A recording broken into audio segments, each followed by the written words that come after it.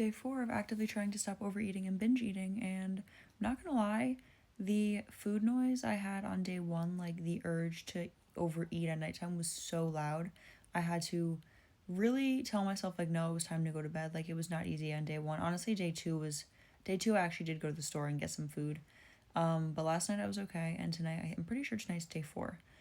I feel a little hungry just because I am in a calorie deficit. Like, I'm trying to reteach myself proper portions, because when you overeat and binge eat, you kind of lose like awareness of how big a portion is supposed to be. So I have been tracking and like pre-planning meals just like make sure I'm on track. And I do feel like the tiniest bit hungry, but it's not like where I feel like I need to go into the pantry and like I eat like I felt on night 1. So I think that's progress. I'm going to continue doing what I'm doing. If you've seen any of my other videos today, I will not be continuing eating broccoli. It is not doing my stomach any good. My fiber intake, I think, has just been way too high. I've been very uncomfortable. So I'm probably honestly going to go back to eating a lot more meat and berries, which for me personally worked really well, but feeling like I have a restricted diet kind of makes my mental around food very restricted, and I feel like that's a reason why it kind of led me to overeat and binge eat and struggle with this for so long.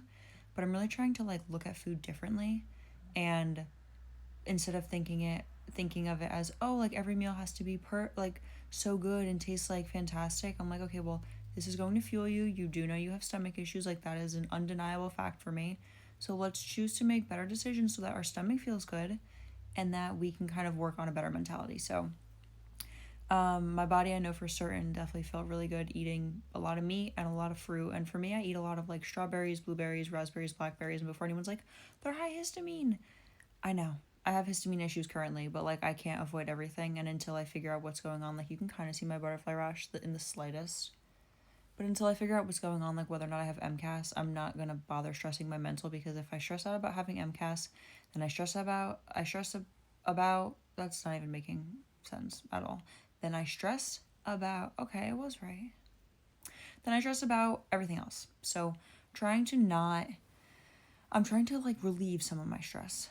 And honestly, stopping the Vyvanse, because I was taking Vyvanse to help with the overeating and binge eating, stopping that has made my like body, mind, soul more mellow. Like that shit was jacking me up. And I don't know if I plan on going back on it. I like how I've been feeling lately. So that's my little update. Day 4 feels a lot easier than day 1, and I just plan to continue on doing what I'm doing.